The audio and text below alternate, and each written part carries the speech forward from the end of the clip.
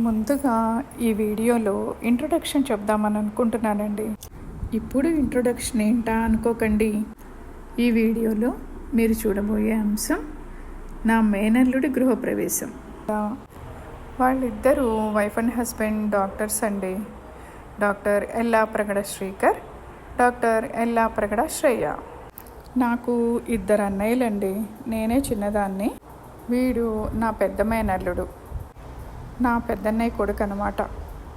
యాక్చువల్గా ఏప్రిల్ 1న మంచి రోజులు ఉన్నాయనని ఆ రోజునే గృహప్రవేశం సింపుల్గా చేసుకున్నారు.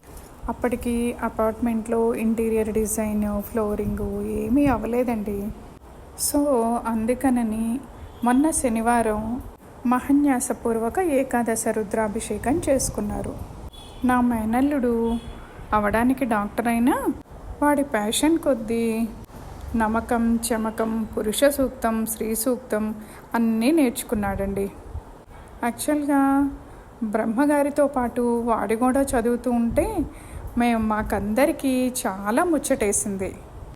ముందుగా ఏప్రిల్ 1వ తారీఖున జరిగిన గృహప్రవేశము, వాస్తు హోమము, లక్ష్మీ గణపతి హోమముతో పాటుగా మొన్న శనివారం వాళ్ళు చేసుకున్న మహాన్యాసపూర్వక ఏకాదశ రుద్రాభిషేకం వీడియో కూడా పెట్టానండి.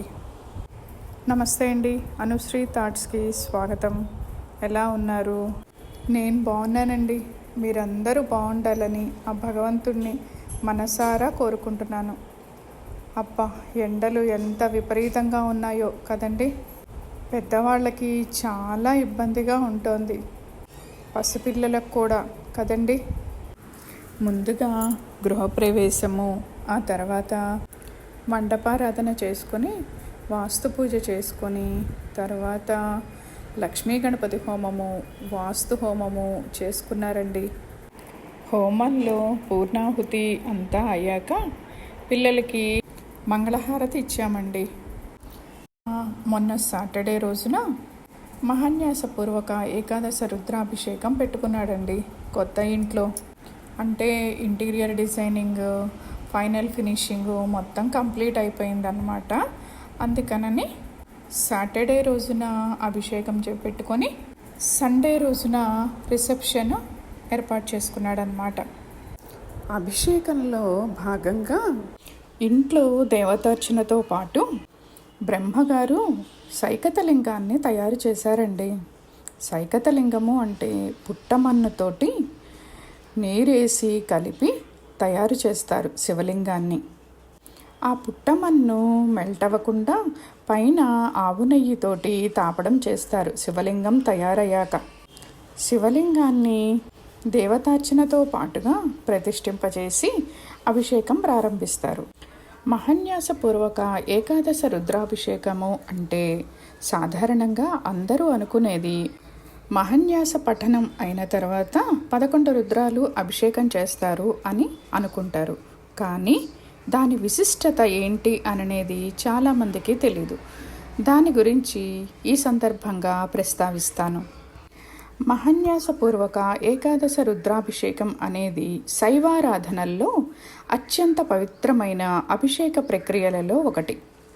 శాస్త్ర ప్రకారం శివుని రూపాలను ఏకాదశ రుద్రులు అంటారు.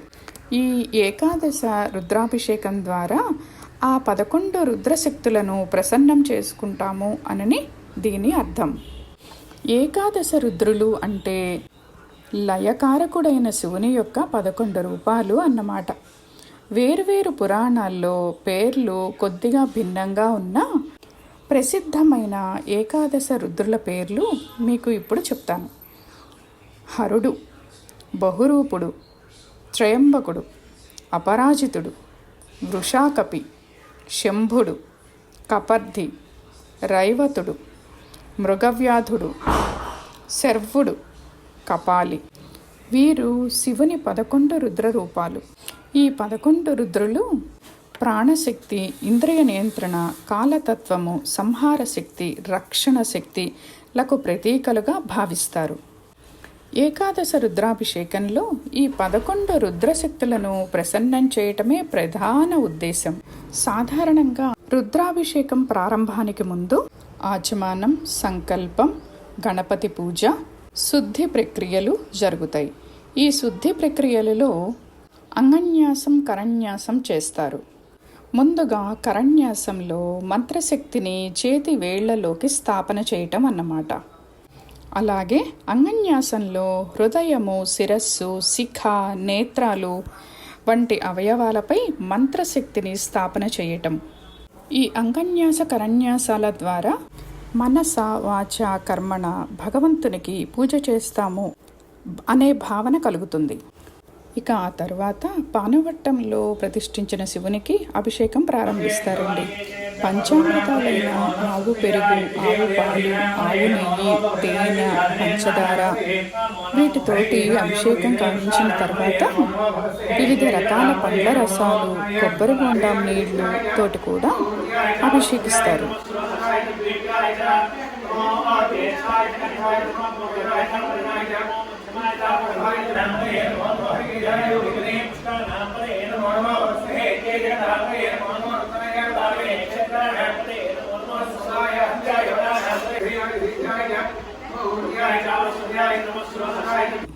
మొదట జరిగిన 9 రుద్రాలకి మా అల్లుడు ఒక్కటే చేశాడండి.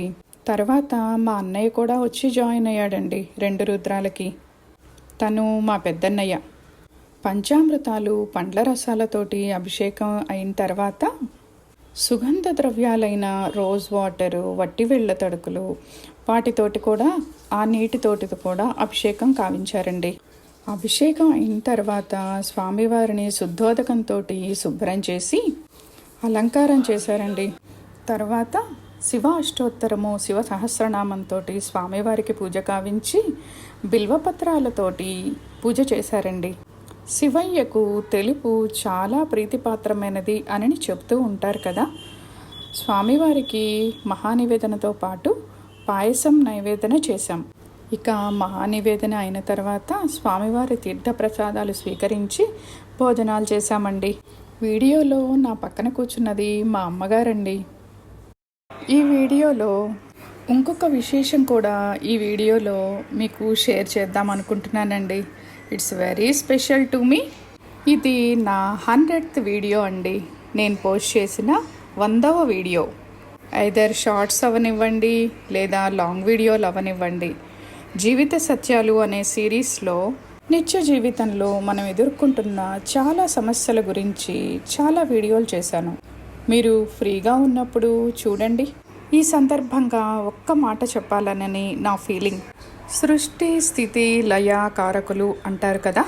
శివాజ్ఞ లేనిది ఈ ప్రపంచంలో ఏమీ జరగదు అనేది వాస్తవం. నా 100th వీడియో సందర్భంగా ఆ శివయ్యను తలుచుకోవటం, ఆ శివయ్య రూపాలను స్మరించుకోవడం నిజంగా ఆయన నాకిచ్చిన మహద్భాగ్యంగా భావిస్తూ, ఆ శివయ్య ఆశీస్సులు మనందరి మీద ఉండాలని ఆ శివయ్యను మనసారా కోరుకుంటూ, మీ అందరి ఆదరాభిమానాలు నేను పొందాలని, మంచి కంటెంట్ ఉన్న వీడియోలతో మీ ముందుకు రావాలని, మీ అందరి అభిమానాన్ని పొందాలనని ఆ భగవంతుణ్ణి మనసారా కోరుకుంటున్నానండి. ఇప్పటి వరకు మీరు చూపించిన ఆదరణకి ఈ వీడియో సందర్భంగా నా మనసారా ధన్యవాదాలు తెలుపుకుంటున్నాను. సర్వే జనా సుఖినో భవంతు, సర్వే సుజనా సుఖినో భవంతు. జై శ్రీరామ్. మరో మంచి వీడియోతో మళ్ళీ కలుసుకుంటానండి. నమస్తే. Thank you for watching.